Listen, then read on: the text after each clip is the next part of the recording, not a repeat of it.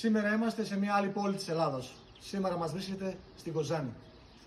Έχουμε αναλάβει μια βεράντα με σοχή γύρω στα 100 τετραγωνικά, η οποία από κάτω έχει πρόβλημα υγρασίας. Έχουμε ξεκινήσει να κάνουμε μια προεργασία, θα σας δείξουμε και σε βίντεο. Έχουμε τρίψει το έδαφος, το έχουμε καθαρίσει, το έχουμε φυσήξει, έχουμε τρίψει τα δοχεία, έχουμε βάλει μαστίχη πολυουρεθανικής σε ενώσεις των μαρμάρων, έχουμε βάλει μαστίχη εδώ πέρα στους αρμούς, τους οποίους σε κάποια σημεία πήραν κενό εντελώς, και έχουμε ξεκινήσει και το αστάρωμα.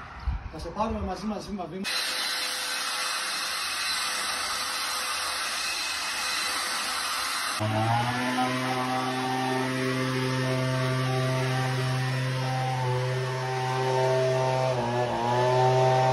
Λοιπόν, έχει τελειώσει το αστάρωμα, έχουμε γεμίσει όλους τους αρμούς, έχουμε κάνει όλη την επιφάνεια.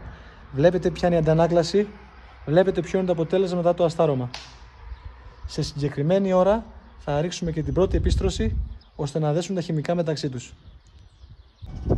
Λοιπόν, αυτή είναι η εικόνα της βεράντας μετά από προεργασία, αστάρωμα και πρώτο χέρι. Βλέπετε πως έχει γίνει.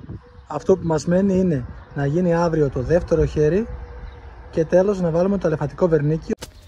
Λοιπόν, έχουμε φτάσει στο τέλος της δεύτερης επίστρωσης. Είμαστε κοντά στο 90%. Βλέπουμε η αντανάκλαση είναι εκτυφλωτική.